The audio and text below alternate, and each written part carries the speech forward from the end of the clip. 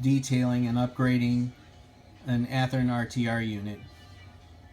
What I have here is a DT&I SD38 number 252 that I purchased recently, and when I pulled it out of the box I noticed that one of the things is it's lacking quite a bit of detail, in my opinion, that would make it represent an accurate DT&I SD38.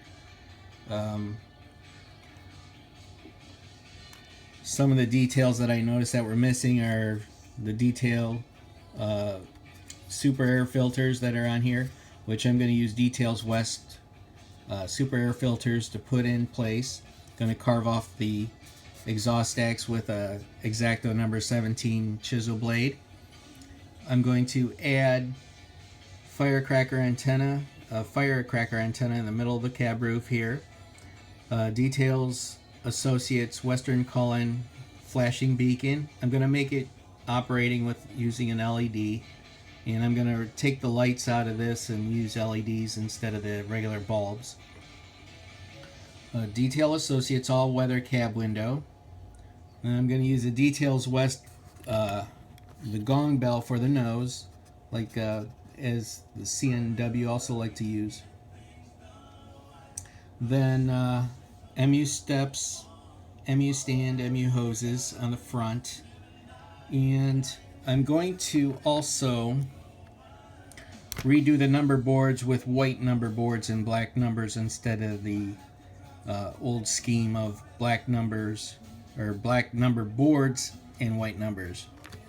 Then I'm also going to add black on top of the nose as an anti-glare panel, and also add grab irons on each side of the sand fill cover. So it seems like it's going to be a lot of work, but it's not. It's pretty simple. One of the things I should also mention was the DT&I used M3 horns. I have to order one, and you know, I think I'm just going to go ahead and add the details and then add the M3 horn a little bit later. Paint I'm going to use to match it is Badger AccuFlex or Modelflex paints, Canadian National Orange, and I'm using that off a recommendation from the DT&I modelers page. Comes with a lot of good information, nice pictures and what have you. So that's how I plan to update this, and once I get all those parts added, the paint touched up on the parts, I'm going to do a little bit of weathering. If you see videos of DT&I models, they look like they've been ran pretty hard, and as far as keeping them clean and maintained, well, they did an okay job with that, I guess, but they're pretty filthy and dirtied up pretty well. I'll be back with an update on this with the extra detailing and to show you the progress.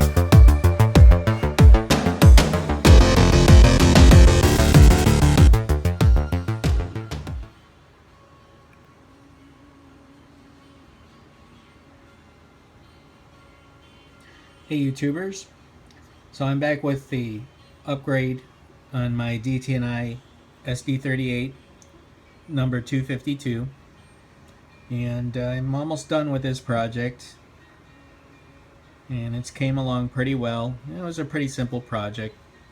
As I stated in an earlier video, when I purchased this unit from the previous owner, it was lacking quite a bit of detail, and I think that was more of Athearn. It is an Athearn RTR unit, and when you pulled it out of the box, it basically had no extra details added onto it, so I went ahead and purchased the details for this to add to them. So one of the noticeable features of a DT&I unit is the air filters, the super air filters they have on the roof. As you can see here, these are Details West parts. They added lift rings. Lift rings are Detail Associates parts.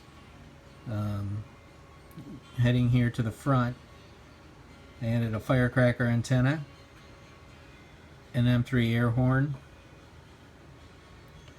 Western Hayes beacon that goes right over the center of the headlights.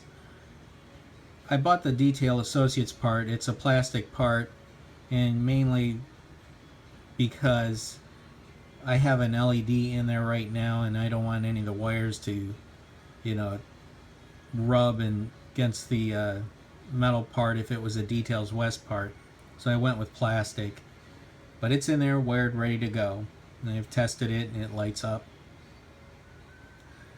I added an all-weather window here on the engineer side. So I'm going to move this around a little bit. I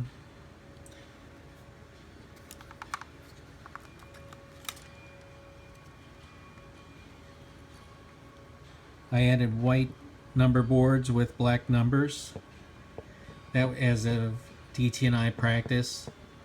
The original unit had black number boards with white numbers, and that would be correct for a DT&I unit if it was delivered like in 1969. But I'm modeling a later date, so that's what I wanted to go with. Also added windshield wipers. Those are also Detail Associates. And I added a set of tandem wipers in the middle. That's a pretty neat detail from Detail Associates as well. Couple of staples of the DT&I is the gong bell. I added the black anti-glare panel along with 2 grab irons on each side of the sand filler cover. Going to the front, added MU steps in an MU stand, and on the other end as well.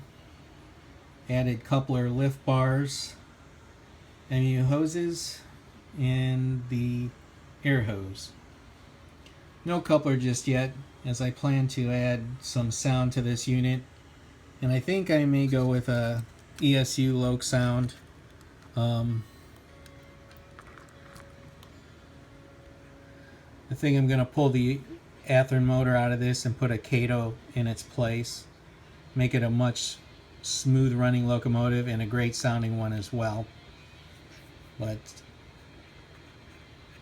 the paint I used to match the orange is Canadian National Orange number 10 from Badger Modelflex, and it is, I would almost say, a pretty dead-on match for this paint used by Athearn.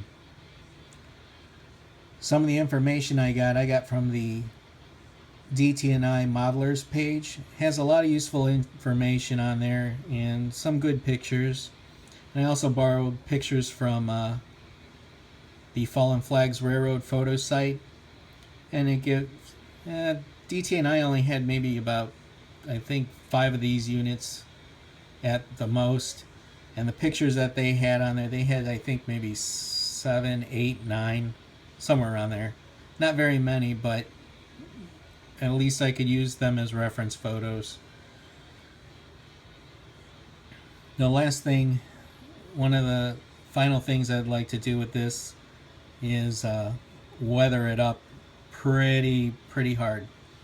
DT&I didn't do a lot of maintenance as far as keeping them clean, and if you've seen some pictures of their locomotives, they were pretty filthy and dirty. So I plan to represent that here down the line. When I did purchase this model, the previous owner had weathered it a little bit, and that's all he really did, or they did. The other thing, I added a metal windshield